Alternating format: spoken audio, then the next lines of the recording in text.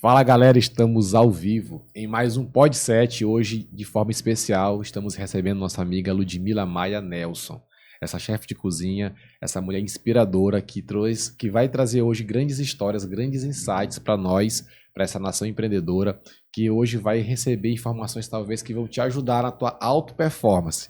E também vamos aprender com a história de vida dessa grande mulher. Minha amiga, seja bem-vinda. Muito obrigada pelo convite, adorei ser convidada para esse espaço, para participar, para dividir meus conhecimentos sobre essa minha cozinha, que eu falo que é a minha cozinha, tem assinatura porque é uma cozinha bem colorida, e aí a gente vai falar um pouco sobre isso daqui a pouco, né, Gustavo? Com certeza. Mas antes eu queria saber um pouquinho sobre tua história pessoal, sobre tua história de vida. Eu gosto muito de falar a frase, eu gosto de trazer à memória aquilo que me dá esperança. Quando a gente traz coisas boas na nossa mente, o dia fica melhor, fica mais produtivo. Então eu Uhum. quero saber um pouquinho sobre a tua história. Sim, minha história começa lá nas margens do Rio Mearim, foi onde eu nasci, Pedreiras, Bom demais. Maranhão. Vim para cá depois, bem pequena, para São Luís. Meus pais me trouxeram para estudar aqui na alfabetização, fiz a alfabetização aqui no Instituto Farina. E meu pai sempre vinha nos finais de semana de lá para cá, porque ele tem a fábrica, né, de produtos de limpeza no interior do Maranhão, lá em Pedreiras, lá em Trisdela do Vale, na verdade. E aí eu ficava aqui com meus irmãos estudando e ele vinha nos finais de semana com a minha mãe. E passando o tempo, né, sempre eu lembro que nas festas de comemoração de aniversários, você tinha toda aquela celebração em volta da comida, da gente sentar à mesa. Na verdade, na minha casa, a área, o coração da casa sempre foi a cozinha. A gente sempre se reúne em torno da mesa, nos cafés da tarde, é uma tradição familiar. E assim, na minha trajetória de vida, depois seguindo, eu sempre fui muito estudiosa, muito aplicada aos livros, sempre gostei de ler bastante, né? Sempre tive essa curiosidade em relação ao mundo, né? Porque como eu morava aqui, eu sempre queria saber como que era lá fora. Sim. E aí eu não tinha, na época, a possibilidade de ir para lá fora, então eu ia para lá fora através do quê? Da leitura, né? E filmes, obviamente. E aí, seguindo mais em frente aqui na minha trajetória de vida, eu estava fazendo vestibular. Na época não tinha curso de gastronomia aqui em São Luís, não tinha curso de nutrição, tinha curso de direito, né? Que na minha família vários advogados, promotores, São quantos procuradores. irmãos? São quatro, dois irmãos e três irmãs. Sim. É uma família bem grande. E daí eu fiz, na época, vestibular para Direito na UFMA. Passei para vestibular, cursei o vestibular de Direito da UFMA.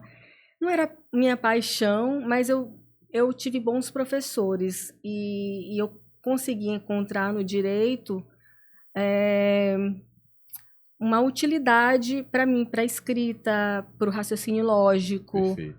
E trabalhei um tempo também na Procuradoria do Estado, como assessora da Procuradora-Geral do Estado. E depois saí para São Paulo, trabalhei no escritório de advocacia, e lá eu sempre gostei muito de direito internacional, relações internacionais, sempre querendo buscar o fora, né? Sempre querendo sair para fora do Já tinha Brasil. esse objetivo. Já tinha esse objetivo. E a cozinha, na época, ficou um pouco, né? Ficou um pouco de lado, né? Mas Era nessa época tu já tinha algum amorzinho pela cozinha? Já, eu sempre me arriscava na cozinha, fazia o meu prato predileto, assim, eu acho que foi o prato que eu comecei a fazer, que fazia super bem, era o coq au vin, que é uma receita francesa, que é um frango ao vinho tinto, e depois o segundo foi um japonês. O meu yakisoba era fenomenal, todo fazia, porque era um prato grande, dividia para várias pessoas. Então, nessa época ainda que eu estudava direito, ou estava tentando prestar concurso para o Itamaraty, eu fazia yakisoba e chamava os meus colegas para estudar e comer depois o yakisoba ou cocovanda. Bom demais esse estudo. E aí, nesse período que eu estava me preparando para o Itamaraty, eu conheci o meu marido. E E aí, assim, a Isso, gente... desculpa te perguntar, isso em que ano? Isso foi em 2006. 2006. 2006. Aí eu conheci meu marido. E aí eu falei assim, gente, Ano da Copa. apaixonei pela... Encontrei a minha alma gêmea. Eu falei, vou ter que sair daqui desse projeto agora, que talvez volte para esse projeto, talvez deixe esse projeto do Itamaraty para depois, mas eu quero me entregar a este relacionamento. Aí fui para os Estados Unidos e lá eu casei aqui, obviamente, com família, teve aqui toda aquela festa, celebração, Sim, na sim. igreja dos remédios e tal. E aí eu fui para os Estados Unidos e lá eu comecei a trabalhar com uma organização sem fins lucrativos, como advogada, né, como paralegal. Eu não podia trabalhar como advogada porque eu não podia assinar, mas eu podia trabalhar como advogado diretamente. Fazia tudo que o advogado faz, mas não assinava nenhuma peça, né? Sim. Eu nem representava cliente em tribunal. Aí eu trabalhei numa empresa, uma organização sem fins lucrativos que ajudava imigrantes ilegais a se legalizarem. Legal. E aí, na época, era o governo Obama e os democratas, eles passaram uma lei que era uma fase embrionária do Dreamers, da legislação do Dreamers, que era dar possibilidade para as crianças, os filhos desses pais ilegais que entraram nos Estados Unidos, de conseguirem que corresponde ao CPF para trabalharem ou para conseguirem entrar na faculdade, terem, né, essa mobilidade social, né, Perfeito. de realizarem um sonho americano, né, de conseguirem, né, vencer na vida. E aí foi um programa bem bonito e eu me envolvi demais com as comunidades, né, de mexicanos. Eu dava palestras nas igrejas, nas bibliotecas e aí eu fiz, assim, foi um impacto muito positivo, assim, na minha vida, porque eu percebi que eu estava ajudando as pessoas a mudarem de vida, né? Tipo, a dar esperança, né? Aquele senso de propósito, né? De propósito, é isso. Acho que quando você encontra propósito na sua carreira, é bom demais. E depois disso, né? Esse mesmo escritório começou para poder, né, a gente ter fundos para facilitar esses programas, né, de legalização dos filhos de imigrantes. A gente precisava sustentar o escritório e aí a gente começou a trabalhar com vistos de investidor, né? Aí eram empresários, empresas de outros países, né, que tem um tratado tem um tratado comercial com os Estados Unidos, né, para conseguir vistos. Aí da Austrália, Portugal, Espanha, Itália, Inglaterra, todos esses empresários que têm também um sonho de construir, trazer sua empresa para os Estados Unidos, né? A gente montava as empresas nos Estados Unidos e eles começavam a, né, obtinham visto e começavam a, né, tipo, florescer, né, florescer o seu trabalho. E isso foi muito inspirador para mim do ponto de vista do empreendedorismo, né? Eu trabalhei com várias mulheres empresárias que se estabeleceram, trouxeram o seu trabalho maravilhoso, inclusive uma nutricionista. E aí, nas conversas com ela, porque ela era nossa cliente, né? Aí eu fiquei assim pensando, gente, será que eu não também posso fazer isso? E aí, assim, do nada, eu tive uns insights, assim, aí eu pedi rescisão desse meu trabalho de escritório, e aí eu fiz um verão sabático e fui trabalhar, procurar trabalho numa rede de supermercado muito conhecida nos Estados Unidos, que chama Whole Foods, que é uma empresa que na época ainda era gerenciada pelo John Mackey, que é um cara fenomenal. John Mackey é fenomenal. Ele escreveu um livro chamado Capitalismo Consciente, né? E a empresa toda, o Whole Foods, seguia tudo os fundamentos do livro, do Capitalismo Consciente. De que você, como trabalhador, também participava e recebia dividendos, né, da empresa. E isso, Lúdia, até engaja mais a equipe, com certeza. Com certeza, não. A cultura da empresa era maravilhosa. O relacionamento de quem trabalha na empresa com o cliente, de educação também sobre aquele estilo de aquele estilo de comer, porque ele é vegano, né, o John Mackey. E tudo no Whole Foods tinha um critério para poder, um critério rigorosíssimo para poder ser vendido no Whole Foods. Você não tinha nem tanta preocupação de estar lendo cuidadosamente o rótulo, porque hoje eu sempre digo para os meus clientes que você tem que ter a preocupação de tudo que você coloca no seu carrinho de supermercado, de ler o rótulo e de ver quais são os primeiros ingredientes, porque os primeiros ingredientes são aqueles ingredientes que vêm com mais quantidade no produto, né? E evitar ao máximo, obviamente, processados, né? E mais para a área de hortifrutis, né? Enfim, eu trabalhei no Whole Foods e a chefe do Whole Foods, na época do departamento da cozinha, ela falou assim, Lud, eu me formei na Kendall College, uma das melhores escolas de gastronomia aqui nos Estados Unidos. Ela observando via que eu tinha, né, talento que eu nem sabia que eu tinha talento para faca, né, e para corte e para pensar e para pensar as receitas e para desenvolver as receitas. Aí ela falou assim, você tem um talento aí inato, você deveria afiná-lo. Aí eu falei, eu pensei nisso, mas eu não queria fazer o curso de gastronomia a priori, eu queria saber se eu gostaria de trabalhar na cozinha. Porque muita gente vai e faz um curso de gastronomia no romance de que é tudo aquilo que se passa no MasterChef. Gente, aquilo ali é ensaiado, é teatro. Cozinha é sangue no olho, é difícil, são horas e horas em pé, correndo, se corta. É o chefe da cozinha que grita no teu ouvido, não faz certo, joga fora. É choro, é lágrima, é emocional. Você tem que ter o emocional, que é emocional muito forte. Nesse e principalmente que cozinha é um ambiente muito dominado por homens. Sério? Sim, sério, é muito dominado por homens. Uhum. Eu trabalhei um tempo na cozinha do Dom, aqui de São Paulo. A maioria, quem era? Só tinha uma mulher chefe, eu, que estava estagiando, e a confeiteira. O resto eram todos homens. Todos homens. Nossa, foi uma surpresa de verdade. Qual foi o momento nessa época que tu teve que ter muita resiliência? Assim, tem algum... Gustavo, teve uma história? Eu acho que sim, eu acho que sempre... Acho que trabalhar na cozinha exige uma resiliência diária. Principalmente se você é mulher.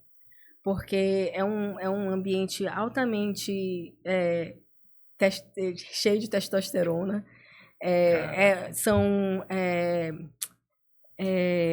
emoções sempre à flor da pele, porque eu acho que o chefe, ele sempre tem aquela questão de que se a coisa não está indo certo,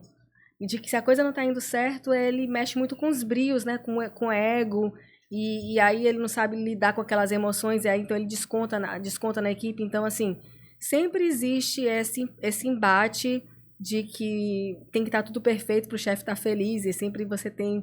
E eu tive, na época, antes mesmo de começar o curso de gastronomia, eu trabalhei com o chefe da produção do Whole Foods. Nossa, ele me dava tanto carão quando o corte não saía certo. Meu Deus. Eu chorava assim por dentro. Eu falei, porque eu Pensa tenho... em desistir? Porque eu acho que... Não, nunca pensei em desistir, porque eu acho que aquilo ali, para mim, era emocionante estar ali com aquelas pessoas, estar ali desenvolvendo aquele trabalho. Eu me sentia inspirada pelo Whole Foods, né? Pelo impacto que ele causava nas pessoas, né? Da comunidade ali que ele abria, né? Quem ia comprar, aquele buffet maravilhoso de saladas, aquelas comidas, aquelas receitas maravilhosas. E isso me influenciou muito na minha trajetória de decidir fazer um curso de gastronomia tradicional, mas depois ir buscar outros estudos complementares, né, de nutrição, para enriquecer esse já meu conteúdo de técnica de culinária e gastronomia. Por exemplo, essa chefe, né, ela falou assim, vai pro Kendall, eu te escrevo uma carta de recomendação e você vai conseguir uma bolsa para estudar lá. Aí ela fez a carta de recomendação, eu levei para a escola, Kendall, que aparece até, não sei se vocês já ouviram falar do Urso, que é uma série que é filmada em Chicago, de um chefe que herdou o restaurante do irmão, sim. E aí foi abrir o restaurante em Chicago. E aí a moça que trabalha lá, a secretária dele, ele mandou para Kendall para estudar. Então essa foi a minha escola de gastronomia, de formação de chefe tradicional.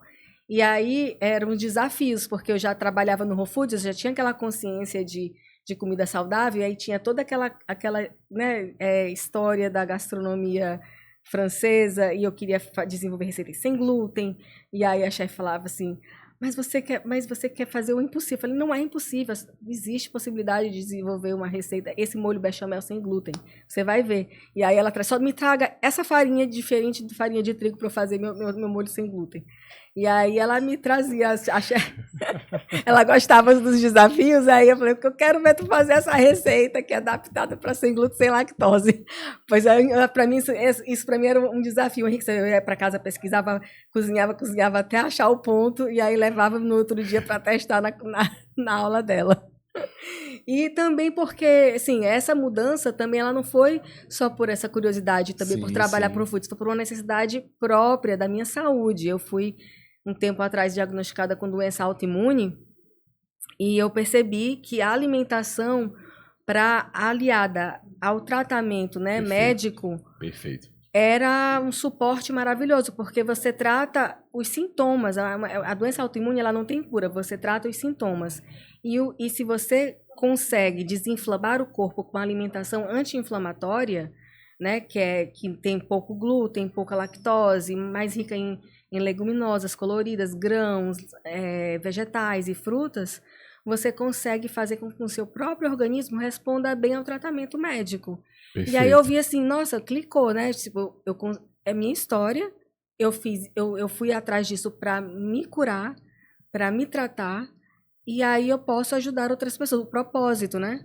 Na época eu tinha um propósito de ajudar os imigrantes. Hoje o propósito é de ajudar as pessoas a viver bem, com qualidade de vida. O nosso propósito, ele sempre vai estar ligado às pessoas. Seja na tua área, na minha área, a gente percebe que quando você está vivendo o propósito, quando você pergunta sobre o propósito, a pessoa diz, meu objetivo é ajudar a pessoa nessa área, meu objetivo é fazer as pessoas serem ajudadas nessa outra área. Isso. É interessante. E eu quero te perguntar, para você, o que significa comer bem? Comer... Desculpa, gente, eu tô saindo de uma crisezinha de faringite. Comer bem é pensar num prato colorido. É pensar num prato que vai te dar os nutrientes necessários para que teu corpo consiga fazer aquilo que ele faz naturalmente, que é se desintoxicar. Perfeito. É uma alimentação equilibrada, que contenha leguminosas, vegetais, que seja variado, que tenha variedade no prato, que alimente a tua microbiota, porque não adianta você ficar tomando probiótico, né, botando bactéria boa, mas se você não alimenta as bactérias. E o que alimenta a bactéria? Fibra, são os prebióticos que estão presentes no alimento. Em quais alimentos? As leguminosas, os grãos, quinoa, o arroz integral, trigo sarraceno, deixa eu ver o que mais, o painço, as leguminosas, lentilha, grão de bicos, diferentes tipos de feijões. Se você vai buscar nas cozinhas da longevidade, das zonas azuis, a base da cozinha dessas regiões são de base de grãos ancestrais, leguminosas, que são lentilhas, grão de bicos e feijões, e muito rico em vegetais, né? Cenoura, beterraba. Quanto mais colorido, mais fitonutrientes, são esses micronutrientes que são importantíssimos, são antioxidantes e anti-inflamatórios para o nosso organismo. Então, tenha uma alimentação, para se alimentar bem, tenha uma alimentação variada, colorida e balanceada, equilibrada. Menos proteína animal, ou se for escolher a proteína animal, que seja uma proteína leve, né, que não vá pesar na sua digestão. E a proteína do boi, né? Posso comer carne de boi? Pode, mas come 1, 2 vezes por semana, não come todos os dias de manhã, de tarde, de noite, né?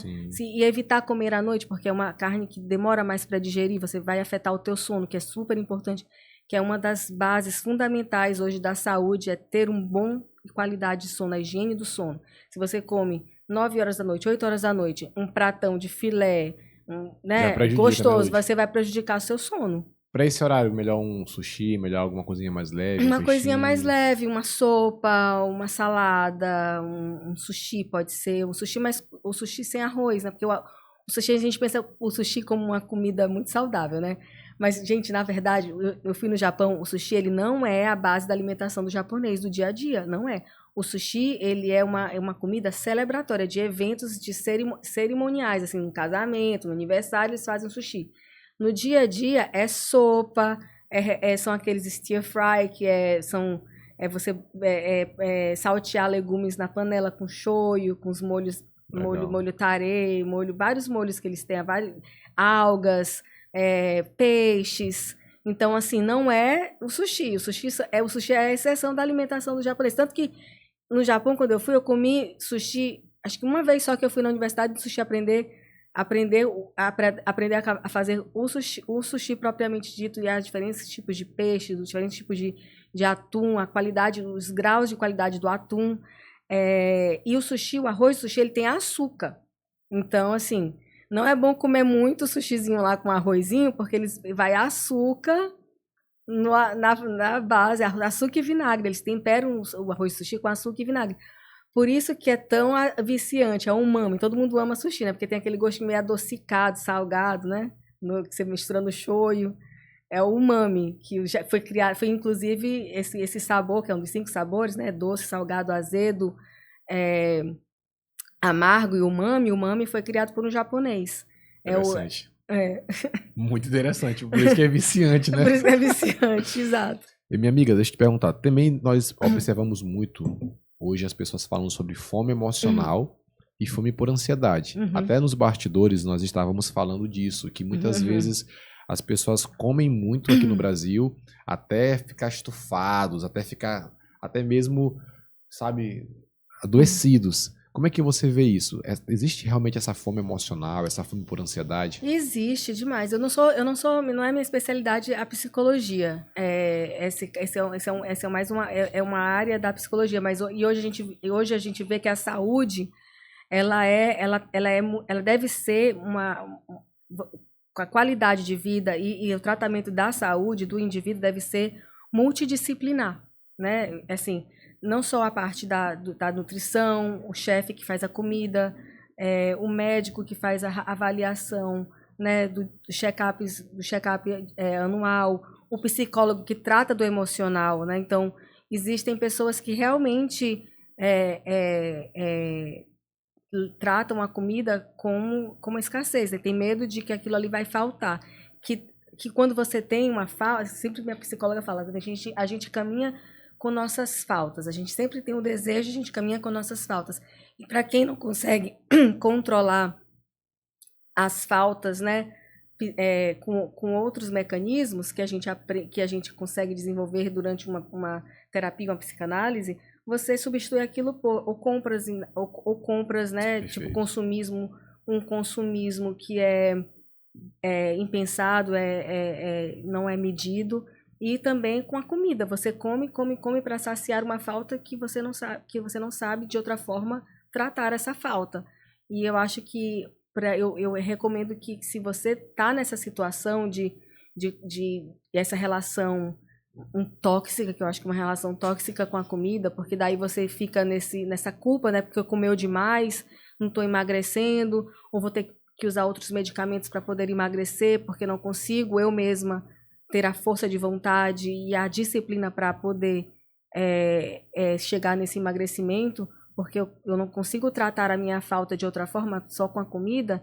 Então é bom você procurar um profissional, um psicólogo, fazer terapia, para poder entender de onde vem essa falta, né? Porque não é a comida, ela tem que ser a regra da saúde é uma regra lá japonesa, é o hara hashibu, que é você comer 80%, você comer até 80% e estar saciado, deixar os 20% ali vazio para poder a digestão acontecer naturalmente.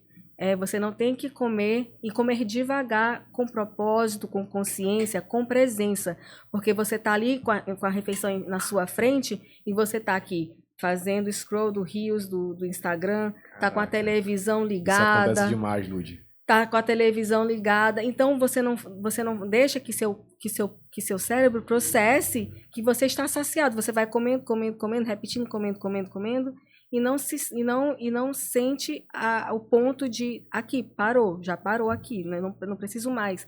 Isso que eu já comi já é o suficiente para me manter vivo, porque você tem que comer, tem que comer para viver bem, não viver para comer, né? Até levando para a questão da longevidade. Você vê que o alimento é realmente importante para a longevidade. Como é que você vê esse ponto? Sim, claro.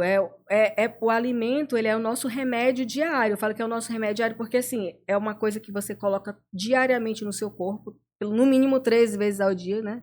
Então, você tem que pensar, você tem que fazer boas escolhas no prato, porque você vai tomar café da manhã, almoçar, jantar. Então, existem estudos hoje que falam que alguns ingredientes, eles são propulsores de longevidade. Quais são os superfoods, né, que fala hoje em dia, né? Que são ricos em antioxidantes. O açaí, que é daqui da nossa terra, né? O chamate, o matcha, né, que é o chá verde. Ele está ali também como um dos ingredientes que gera longevidade. Os peixes com ômega 3, né, que é o salmão. Não esse salmão que a gente vê aqui, o salmão não é o salmão de fazenda, é o salmão que eles chamam de salmão selvagem, que é pescado lá do Alasca. Porque existe uma diferença muito grande. Esse salmão que é de fazenda, muitas vezes eles usam uma tinta para fazer com que a cor fique salmão, sabe? Eles só colocam na ração para que o salmão fique com aquela cor. E essa tinta que eles colocam é cancerígeno. Meu Deus. Então, às vezes, é melhor escolher o peixinho aqui, a pescada amarela, né, da gente, a anchova, que é muito rica em ômega 3, a própria sardinha também, que tem demais aqui, do que comer o salmão, né? Porque só se você souber a procedência desse salmão. Rapaz, que coisa. Exatamente. Então, pensar a comida como longevidade é essencial, porque é o que você coloca, repetindo aqui, é o que você coloca no corpo 3 vezes ao dia. Falando disso, né, desculpa te interromper, é não só a comida, mas é o seu estilo de vida, é acordar sem pressa, é acordar. Hoje já é comprovado, existem passos do acordado que você tem que fazer, né? Rituais. Acordar, fazer uma respiração meditativa de 5 minutos. A gente não sabe respirar, né? Respirar pelo diafragma, pelas narinas, expirar. E isso já te traz calma, já te traz presença para o que você está fazendo agora. Já te tira o pensamento do que a preocupação, a ansiedade, do que vai acontecer. Perfeito. A respiração, ela é uma âncora. Então, utilize bastante a sua respiração. A atividade física, nem que seja uma caminhadinha ali, levar o cachorro para fazer as necessidades lá fora, ou sair para deixar a luz do sol, né, pegar em você para despertar a vitamina D, né? Então, ativar as mitocôndrias. Hoje se fala muito na ativação das mitocôndrias com atividade física. Pela manhã já é super benéfico. Tomar um café da manhã equilibrado, com fruta, com carboidrato complexo. Nosso cuscuz é maravilhoso. O ovinho é maravilhoso. Mas fiquem atentos à quantidade, gente. É pequena a quantidade, né? Muito cuscuz, uma panela, uma bacia de cuscuz, não. É isso. As pessoas começam a ver, por exemplo, a fruta é bom para a saúde. Porque fruta é bom para a saúde, eu vou comer muita fruta. Tal alimento é muito bom para a saúde, aí você come no excesso e acaba se prejudicando. Acontece muito isso também, né? Acontece muito isso. E também acontece de tornar o carboidrato um vilão da alimentação. O carboidrato, quando ele é pensado, né, quando é um carboidrato complexo, ele não é vilão na alimentação, ele é, na verdade, o teu amigo, né, um herói, porque ele vai te trazer as fibras e os nutrientes que o teu corpo precisa, quando é balanceado. Por exemplo, tem carboidrato nas verduras, tem carboidrato na batata, tem carboidrato, né, que fala da batata, quando você faz um purê de batata e deixa esfriar, como chama agora? Esqueci agora o nome da palavrinha, que é Aquela batata cozida, o arroz cozido que foi resfriado, ele forma um prebiótico benéfico para as bactérias do intestino. É muito bom. Então, assim, esses são carboidratos. O arroz integral, você pode colocar em pequenas quantidades, misturado com feijão, ele já vira uma proteína. Você sabia disso? Você misturar o arroz, se você misturar a base da nossa comida brasileira, que é o arroz com feijão, é muito benéfica, é uma proteína. Se você mistura o feijão com arroz, ele forma uma base proteica. Caramba, que legal. Não é a mesma quantidade da proteína animal, mas ele é sim, quando você mistura vários tipos de proteínas vegetais num prato, você pode ali tornar aquele prato com quantidade suficiente de proteína que seu corpo necessita. Porque você escolhe não. Porque às vezes ser vegetariano, ser vegano não é só, é uma escolha, né? Você escolhe comer daquele jeito.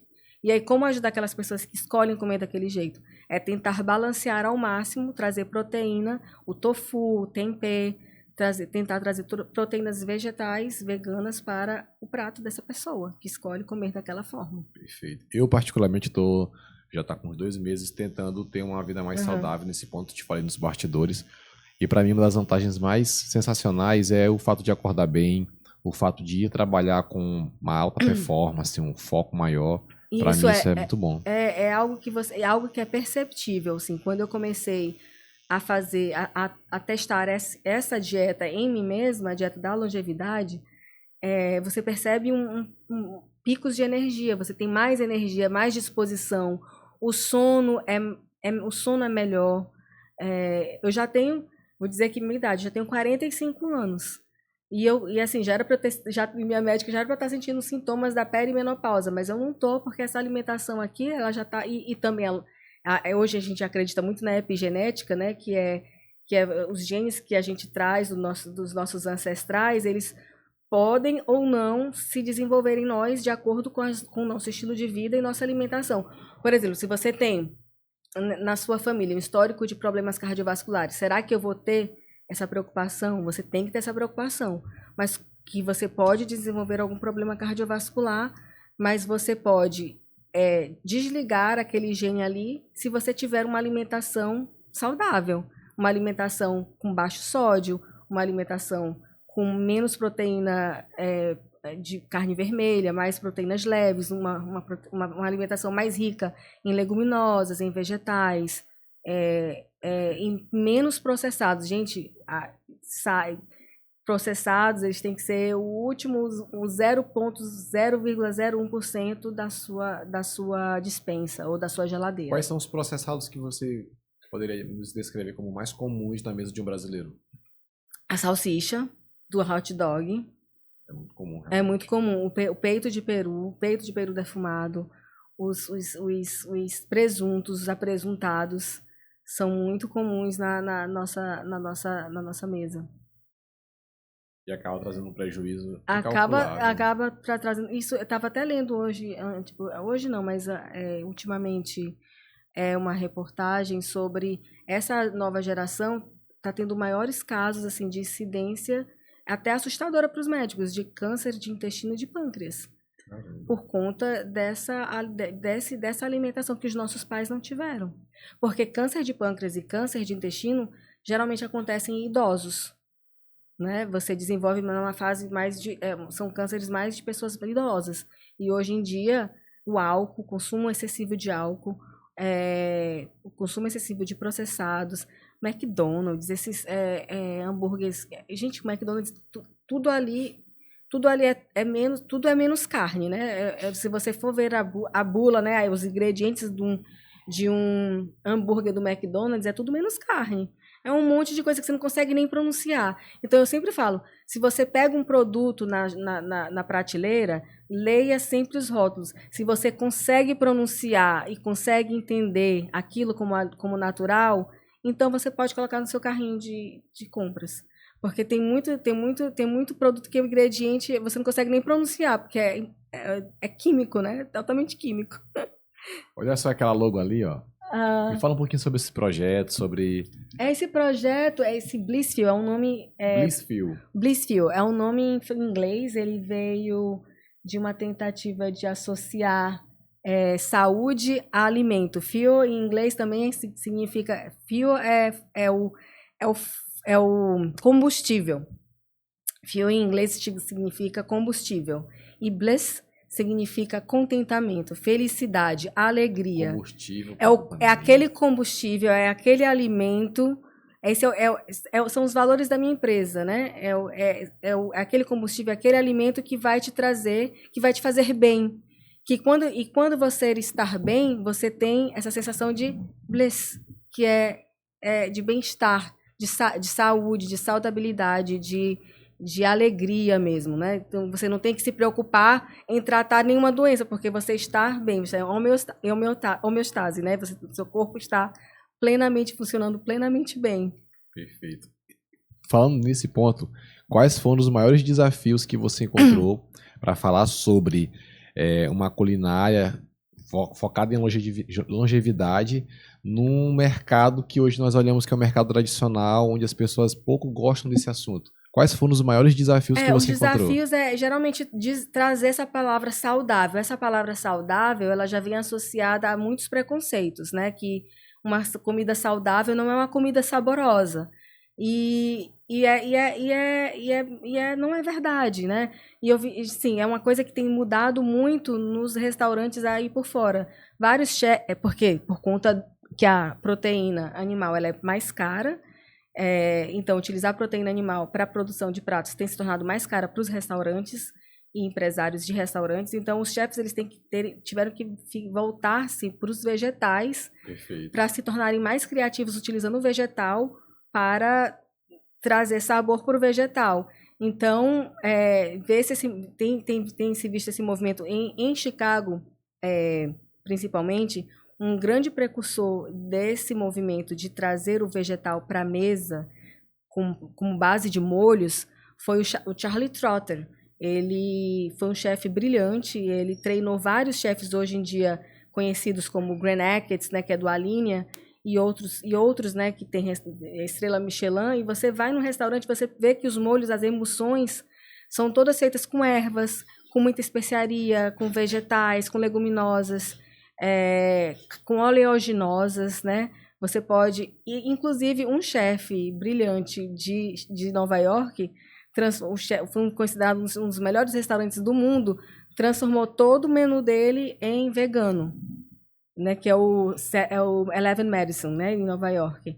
Então, é uma coisa que hoje, no início foi muito desafiador trazer o saudável junto à comida saborosa, mas hoje, quando as pessoas provam a minha comida, elas ficam encantadas, porque, nossa, como você consegue trazer sabor para um molho de caju, né? Com molho de caju com couve-flor, ou um molho de caju com brócolis, ou um molho de caju com pimentão, né? Gera a minha próxima pergunta justamente sobre isso, porque às vezes a pessoa diz, poxa, a Lud, ela tem uma pegada científica realmente que ela traz um conteúdo mesmo muito bom para a saúde, mas como unir isso com uma alimentação gostosa que possa nos trazer um prazer? E tá respondendo. É isso, é a ciência no prato. Eu fui buscar depois da minha formação no Kendall, eu fui para o Natural Gourmet Institute em Nova York, que foi fundado por uma médica chamada Anna Marie Corbin, que ela era uma precursora desse movimento de entender a cozinha, entender o prato, entender as receitas com seus benefícios nutricionais. Então, ali era um estudo, era um laboratório de pesquisa de como a gente traria sabor com infusão de técnicas e conhecimentos de cozinhas do mundo inteiro. Eu viajo hoje o mundo, eu vou para a Malásia, eu vou para a Tailândia, para a Camboja, para o Japão, para a África, França, Itália, Grécia, países do Caribe. Então, eu sou uma nerd, eu falo que eu sou uma nerd da cozinha, eu sou uma nerd do ingrediente, eu vou atrás de ingredientes para trazer sabor para essa minha cozinha. Qual é a culinária mais fantástica nesses países que tu já visitou? Eu acho que não existe uma culinária mais fantástica, eu acho que existe... eu acho que hoje existe nesse mundo globalizado, tudo, né? Tudo de cada lugar você encontra uma coisa positiva para trazer para as suas receitas. Eu gosto muito da culinária mediterrânea, dos países do Mediterrâneo, né? Dali do Chifre da África, ali do norte da África, dos países do baixo Mediterrâneo ali da Europa, né? Itália, Grécia, deixa eu ver, da Espanha, Portugal, Marrocos, Tunísia. Eu gosto demais desses sabores de Creta. Eu gosto muito dessa mistura porque eles usam muitas ervas, especiarias, e isso está muito presente quando eu desenvolvo as minhas receitas, as especiarias e as ervas, porque também é uma forma de você diminuir a quantidade de sódio, que é muito prejudicial à saúde. Quando você acrescenta mais ervas e mais especiarias nas suas receitas, você diminui a quantidade de sódios. E no Japão, eu trouxe as algas marinhas, o nori, o kombu, para trazer os benefícios nutricionais dos minerais e diminuir o sódio também. O miso, que são os fermentados. No Japão, são os fermentados. No Japão, a Coreia, hoje a cozinha da Coreia está em alta, né? A Coreia está em alta tanto na parte do dorama, não, dos cuidados da pele, como a gastronomia. Mas por que os cuidados? Por que as peles das coreanas também são maravilhosas? É a alimentação também, gente. A beleza, ela nasce de dentro para fora também. Perfeito. Pessoal, vamos agora para um anúncio aqui do nosso patrocinador Master e depois vamos falar sobre receitas únicas e inspirações gastronômicas da nossa amiga. Mas antes, vamos agora ouvir um pouquinho desse vídeo da Imersão 7. Você sabia que a cultura de uma empresa inicia pela mentalidade da liderança? Se a cultura muda, teus resultados mudam, tua equipe melhora, o teu ambiente de trabalho se torna outro. O programa Cultura Começa pelo Líder é uma imersão de 16 horas, dias 28 de fevereiro e 1º de março aqui em São Luís do Maranhão. Eu vou te ajudar a fazer a transformação cultural da tua empresa. Todos os passos para você resolver os problemas que existem relacionados à tua cultura. Vem comigo, Imersão 7 em São Luís do Maranhão. E é isso aí, pessoal. A Imersão 7, que é o patrocinador master aqui do Pod7, vai fazer a primeira imersão sobre cultura organizacional aqui em São Luís, dia 28 de fevereiro e 1º de março. Vai ser uma cultura cheia de novidades, vai ser uma imersão onde você vai poder falar e treinar tanto a parte prática quanto a parte teórica. Fantástico. Então, você que nos acompanha aqui no Pod7, você que acompanha aqui nosso trabalho, você empreendedor, empresário, não perca essa oportunidade aqui em São Luís, algo inédito para que você possa estar aprendendo mais sobre cultura organizacional e levando para a sua empresa, certo? Voltando agora aqui para o nosso bate-papo. Lud, me fala um pouquinho sobre as tuas receitas únicas. Eu estou aqui com alguns nomes de algumas receitas, inspirações gastronômicas. Você procurou no Insta as receitas. Ó, biscoito de mandorlá, acho que é assim a pronúncia, não sei. Biscoito de mandorlá sardi ao limone. Não sei se a pronúncia é essa. Sei que é biscoito de amêndoa da Sardenha sem glúten com raspas de limão. Ah, sim, é o biscoito, sim. Eu falei toda errada, acho que é a pronúncia aqui. É biscoito, né? É biscoito, é um biscoito de limão, de amêndoas. De onde veio essa inspiração que você fez esse prato? Essa inspiração veio de visita à Sardenha, né? É muito comum na Sardenha esse biscoitinho de amêndoa que eles servem com café, com expresso. E aí eu fiquei apaixonada pelo sabor. E aí eu fui atrás. Eu sempre vou. Aí quando eu chego no local, eu como uma comida que assim, me encanta, eu vou atrás, eu vou pesquisar. Às vezes eu entro na cozinha, falo com o chefe. É muito bom você dizer que é chefe, porque já abre portas, né? Porque aí o chefe já fica emocionado que tem um chefe comendo da sua comida, e aí convida para a cozinha, vai mostrar a cozinha inteira. Isso eu já fiz em Estocolmo, já fiz na Finlândia, que eu chego assim, nossa, que comida maravilhosa, como você chegou nesse molinho aqui? E aí, assim, eu vou construindo o meu repertório. Esse biscoitinho de amêndoa foi exatamente isso, num café, na Sardenha, eu provei, e aí eu perguntei, mas como que você faz esse biscoitinho? E aí ela foi me dar a receita, que era uma receita, geralmente essas receitas dessas cozinhas holandesas são receitas de famílias antigas, que passa da mãe para a filha, da avó para a filha, depois, né, e aí vai passando de geração, é geracional. E eu adoro receitas, assim, porque são as receitas afetivas, são as receitas que mais me encantam. São as receitas afetivas. Você tem toda uma história, Uma história, um contexto. contexto. E aí eu ensinei essa receita num dos cursos, né? Que eu até esqueci de falar, que eu criei um programa nos Estados Unidos, na escola de formação da minha comunidade. A biblioteca da minha cidade, ela foi moldada de acordo com a biblioteca de Helsinki, na Finlândia, que é uma biblioteca modelo, que eles têm vários, além de só, né, dar livros, né, de alugar livros, né, de tirar livros, né, eles também têm programas de profissionalização em várias áreas. Tem estúdio de gravação, tem aula de culinária, tem aula de costura, aula de arte, aula de fotografia. Então, são vários. E aí eu faço parte do programa de alimentação saudável, e nele eu criei o programa da Cozinha da Longevidade, que hoje é sucesso. Na época, esse ano foi até votada como a influenciadora de impacto positivo na comunidade. Eles estão até fazendo um jantarzinho lá de homenagem, né, aos influenciadores da comunidade. E é isso, eu ensinei essa receita que é de amêndoa à base de uma oleaginosa, farinha de oleaginosa, com raspa de limão, suco de limão, e o açúcar, eu usei o açúcar de tâmara, hoje já é vendido nos Estados Unidos, o açúcar pulverizado mesmo da tâmara, mas você pode fazer a pasta da tâmara, né, a tâmara em molho, e você tira o caroço e você molda, você faz um purê, você dilui e faz um purê de tâmara para juntar nas suas receitas, que não é um açúcar refinado. Porque acho que eu sou uma formiguinha, gente, eu confesso. E por isso que eu sempre vou atrás de receitas de doces e pães e biscoitos que sejam saudáveis e que eu possa transformar em algo que não tem o açúcar refinado lá e o trigo. Outra pergunta, mas antes, eu queria saber um pouquinho sobre a questão do network, porque pelo que eu percebo, você é uma pessoa com uma cultura muito grande, visita muitos países, tem muitos contatos, um network fantástico.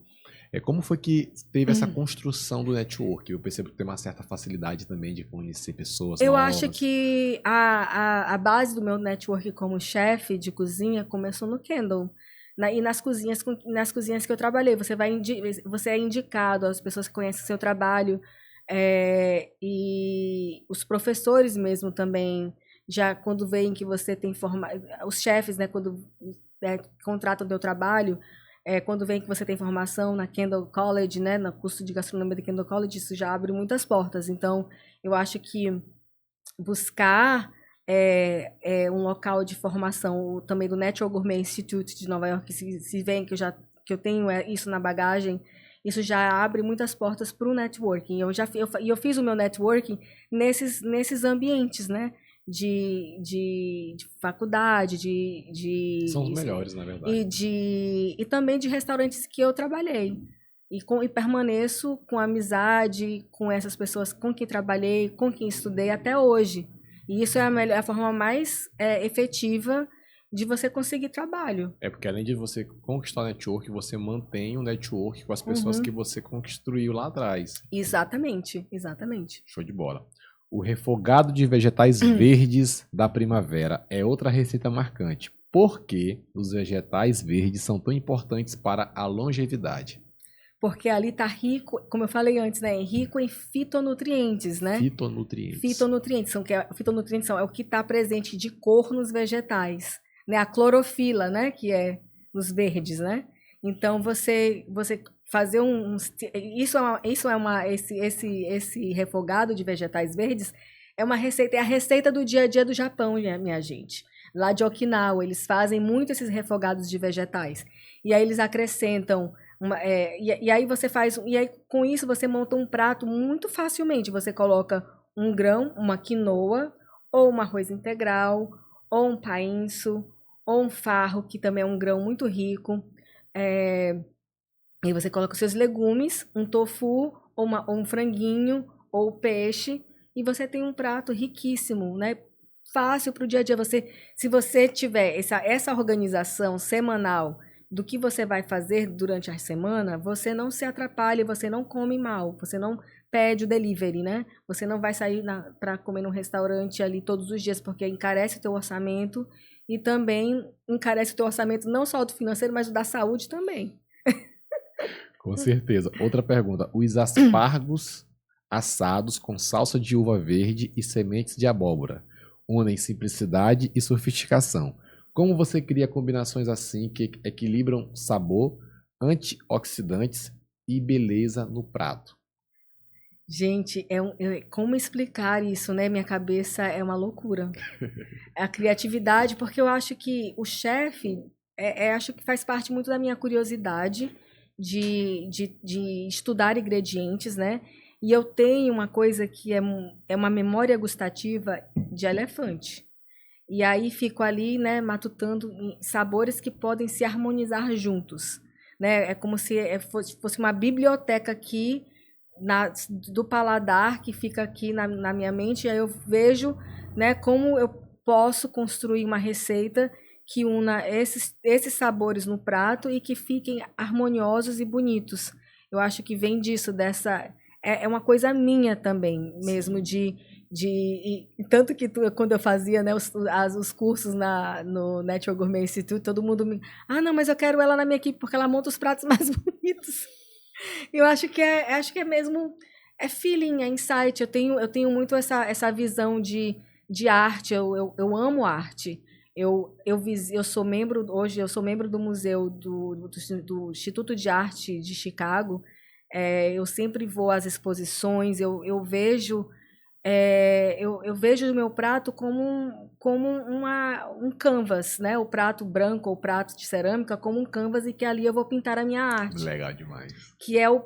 São as cores dos vegetais. Então, se você coloca cores nos vegetais, na sua alimentação, você está pintando o seu prato com uma arte, como o Van Gogh fez, ou como o Matisse faz, né? Nas obras principalmente o Matisse nas obras de natureza morta que ele pintava, né? Que natureza morta não é natureza morta, mas é bem viva, porque são frutas, né? As frutas, os pratos nas mesas, né? Perfeito. Lud, eu percebo também que tu tem um lifestyle bem interessante. Inclusive aqui no Brasil tu tá de férias. E eu vejo que tu é uma de férias, mas nem tanto, né? nunca tô 100% de férias. Nunca tô 100% parada, né? Nunca tô 100% parada. Aprecia um kitesurf, aprecia os amigos. Eu vejo que vocês têm visitado alguns amigos aqui no Brasil. Sim. Me fala um pouquinho sobre esse momento aqui no Brasil e um pouquinho sobre o seu lifestyle. Eu acho que esse lifestyle faz parte também do princípio da longevidade, né? De viver bem. Eu acho que não é só o alimento, eu acho que é um composto de atividades, de coisas. O kitesurf, para mim, é uma terapia que não é algo terapêutico que não é terapia. É como eu me conecto com a natureza. Eu acho que quem trabalha com alimento tem que ter essa conexão muito forte com a natureza. E o kite, ele me traz para essa conexão muito forte com a natureza. Quando eu estou no mar, ali eu tenho vários pensamentos, né, de ideias do que eu vou fazer. Eu estou em contato com Deus. Eu vejo os pássaros passando, os peixes pulando. Eu acho que isso é maravilhoso. Então, o kite me traz essa conexão com a natureza que é necessário. A visita dos amigos é comunidade. Você ter amigos e você partilhar a sua vida, de conectar-se com outras pessoas. Isso já é estudo comprovadíssimo de que isso aumenta a sua vida em vários anos. Então, tenha amigos, compartilhe sua vida com amigos, compartilhe a sua mesa com familiares e com amigos, porque isso vai te trazer muitos anos de vida. E também a yoga, né? A yoga sempre foi muito presente na minha vida. A yoga, ela me traz a respiração que ancora, Cara, isso é né? E também ela é você estar em posições desconfortáveis e achar conforto no desconforto. Porque tem as posições de yoga que são bem desconfortáveis, mas você tem que achar o conforto.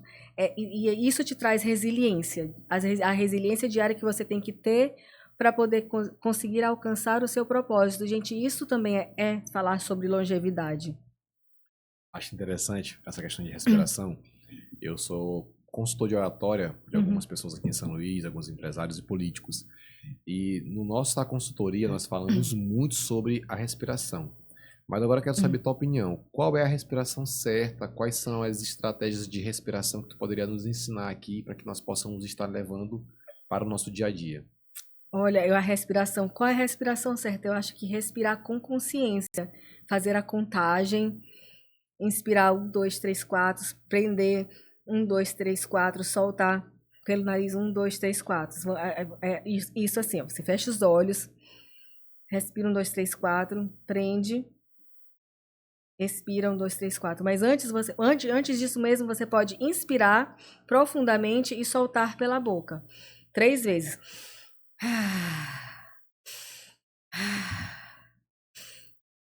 E depois você faz a respiração que chama respiração quadrada, de inspirar em tempos, prender a respiração em tempo e inspirar e expirar pelo nariz em tempo.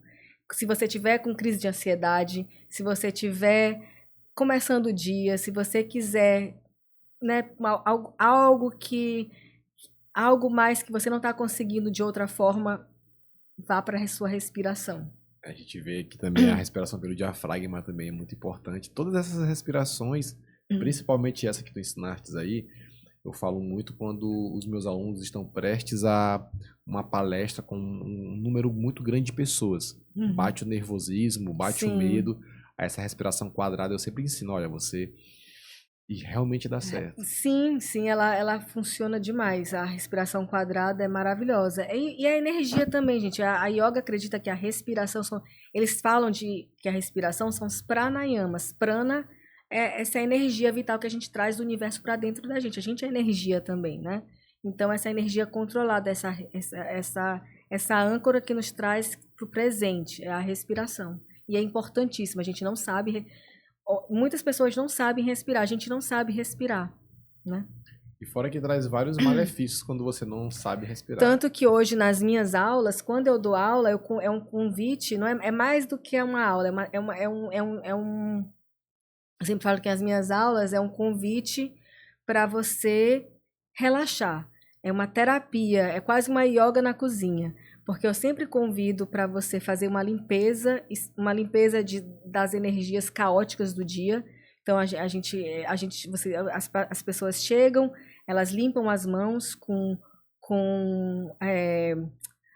lenço de óleo essencial e água para poder trazer para presente, respiração, e depois a gente começa a falar sobre o que a gente vai tratar na aula. Então, assim... Sempre eu trago a respiração também para as minhas aulas. E depois encerra com uma respiração e com gratidão. Agora a gratidão também, eu acredito que é o grande finale, porque tantas bênçãos que Deus derrama na nossa vida. Você que é uma pessoa que tem uma cultura grande, você percebe que tantos países, as maravilhas que Deus constrói. Sim. Eu costumo falar que quando nós somos gratos, nós abrimos portas.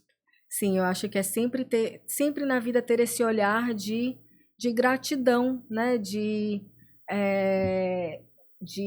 perceber as grandiosidades que Deus traz para a nossa vida diariamente. É ter esse olhar sensível de perceber as pequenas coisas, as pequenas belezas que acontecem no nosso dia a dia.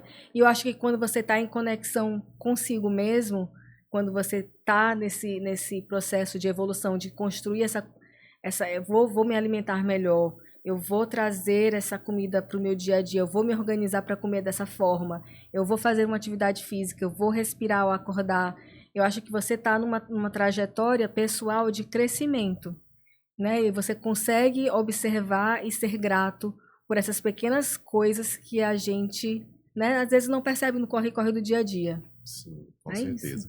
Minha amiga... Eu queria só encerrar com uma frase que eu escrevi aqui. Show de bola, fique à vontade. Já estamos aqui no final... Então, essa frase já vai coincidir bem legal aqui no finalzinho. Eu escrevi isso aqui, porque longevidade não é renúncia, é composição.